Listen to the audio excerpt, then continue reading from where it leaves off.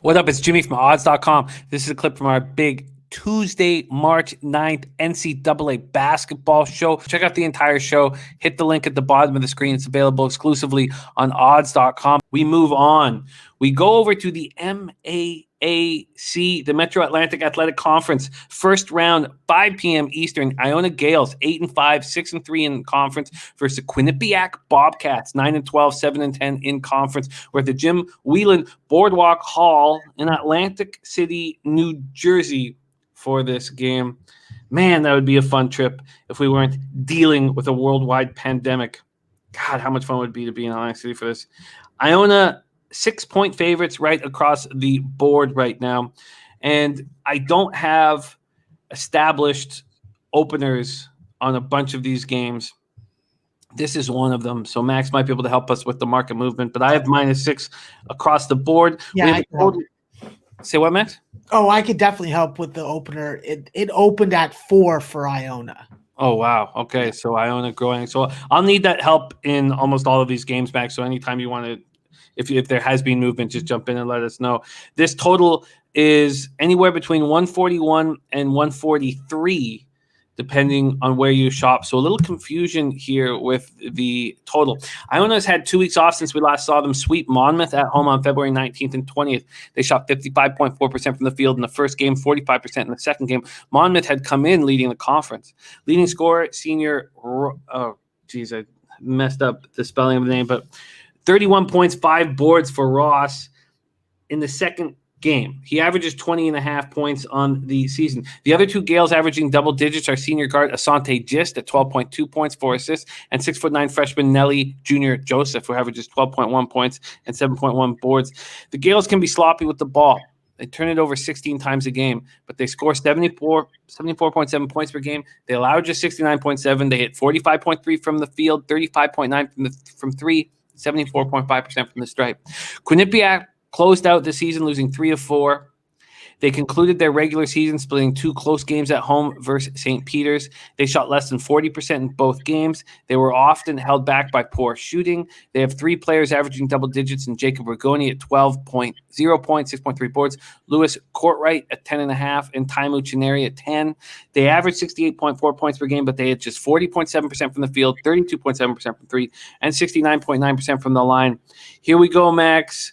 The MAAC championship first round, Iona Quinnipiac. Take it away. Yeah, Jim, it's Metro Atlantic time. It's East Coast basketball, and I call it the best coast. And you know what? Those New Rochelle sons of bitches called the Iona Gales, they're led by the man, Mr. Senior Patino, Mr. I love strippers and getting them for my players. And you know what? I can get down with a coach like that, Jim. I can appreciate a coach like that. That's a guy who gets my heart bursting.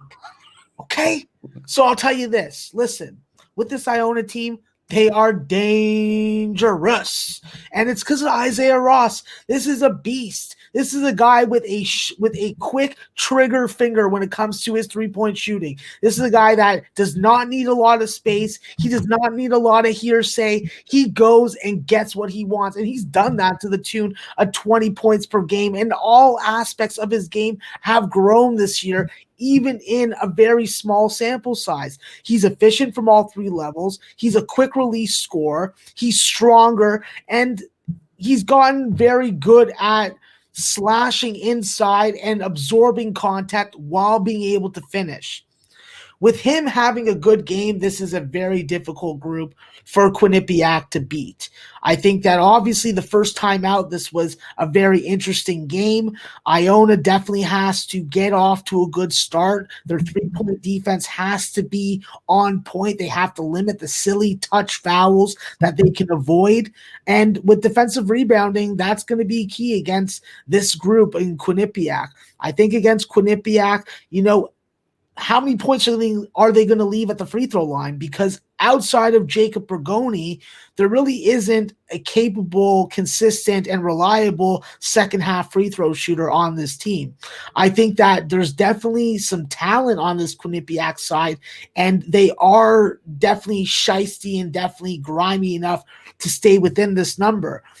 At 4, Jim, I like Iona. I was all over it. But now that we've gone to 6, we've gotten to a point where it's like, okay, this is an Iona team that definitely has the pieces you need. Barrick Jean-Louis and his driving and dunking ability, Asante Gist running the point and being able to lock down from all three levels. And then, of course, with Nelly Jr. Joseph, he's got to be on the board. He's got to limit the turnovers because last time these guys played, him against Seth Pickney was definitely a win in some areas. But when you got 7 turnovers coming from your big man, that's just unacceptable. I think that Iona thrives off fast starts. If they get off to a fast start and they can limit those turnovers, Jim, because they had 20-something in that game. On average, they've been giving it up 18 plus times a game. That's not going to cover a lot of full game spreads. So I think that if Iona can get off to a fast start, limit the turnovers, get some good rim protection, they're a first half fucking casher.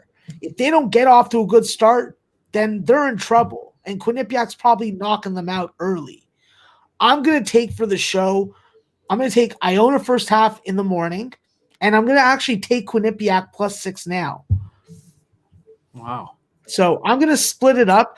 I believe in what this Quinnipiac team can do with some second half adjustments. Obviously, they've been a lot better at home, Jim, but when you look at Cherney coming off the bench, when you look at Savion Lewis, when you look at freaking Seth Pickney, you know, these are the types of pieces that can keep you in a game and make enough shots late.